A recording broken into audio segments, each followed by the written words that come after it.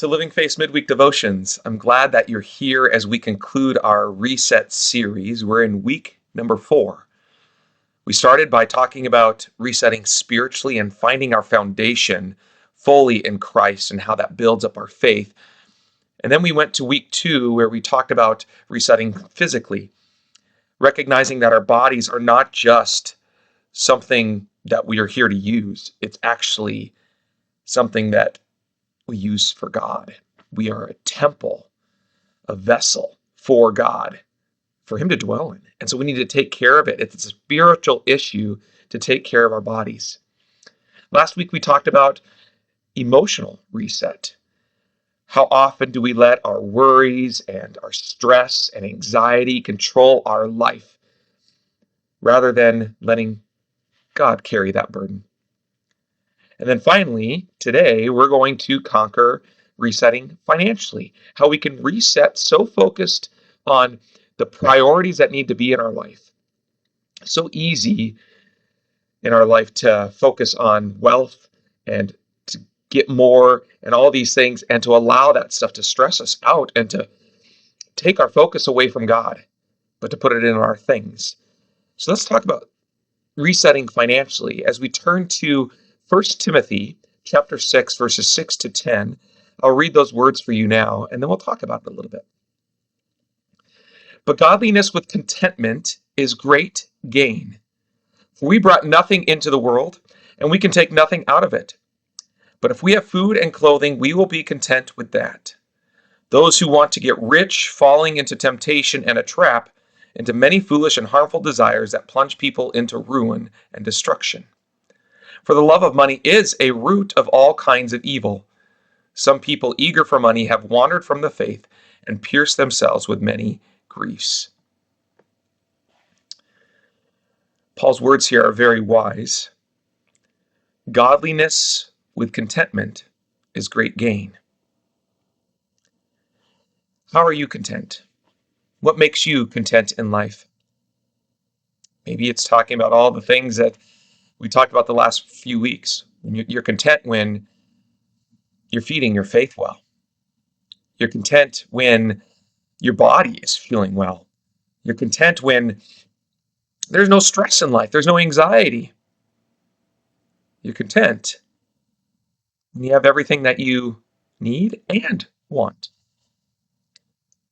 What about, are you content if you don't have everything that you want?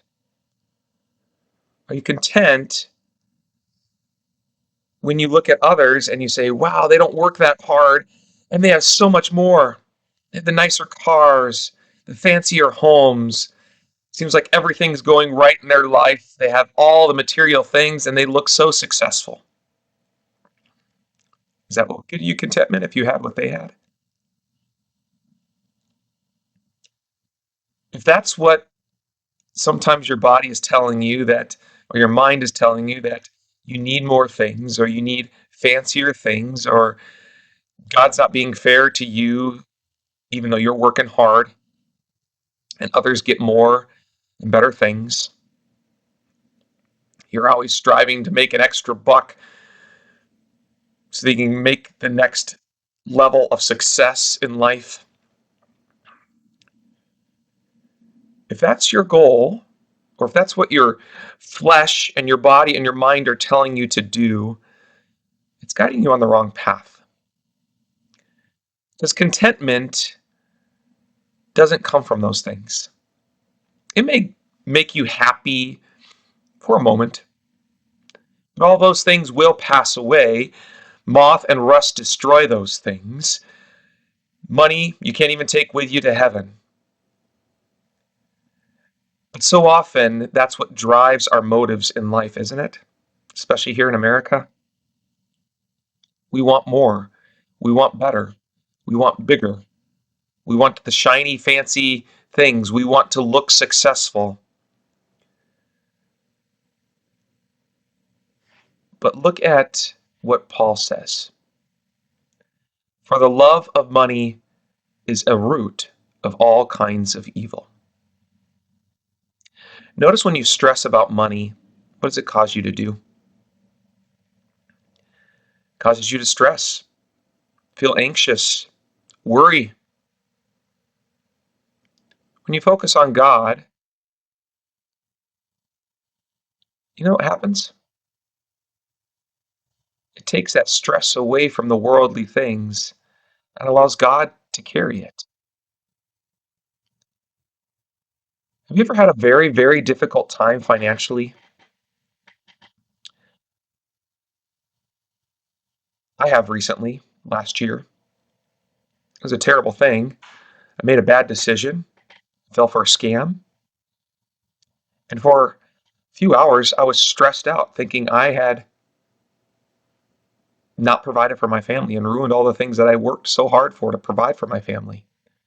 Well, you know what? For the next few months, you know what God did? In so many ways, He filled all those needs and voids through other people, through unplanned circumstances where He allowed me to get extra payments through work and things like that. I was stressed for a few hours, but then I realized I can't control this. God can help me out.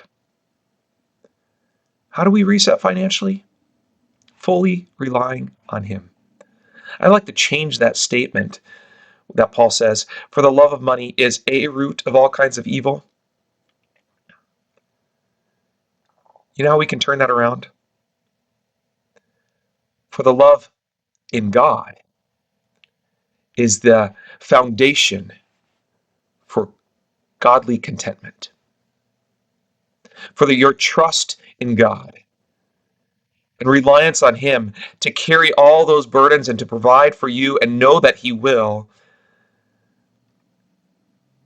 are the strongest roots for your faith, for your contentment, for you financially.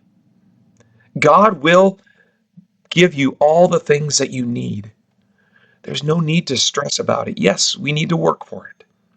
Yes, we need to take time and invest in it. But the best way to invest is to invest in God and follow His guidance in His Word and trust in Him. He will guide you. He will bless you. Following God, the purpose is not to become wealthy. And you may never become wealthy with money. But you know what? When you follow God and you trust in Him and you put your faith in Him, you have the greatest treasure. It's stored up for you, kept in heaven for you forever. And that is the best financial investment. The investment that God made in you through His Son. An eternal investment. An investment that will never perish, spoil, or fade, kept in heaven for you. So I pray that you will not stress out financially, that you not let the motives of wealth of this world guide you, but that you find your contentment in Christ, or it's in Him, that your eternity is secure. God bless you, dear friends. We'll see you next time.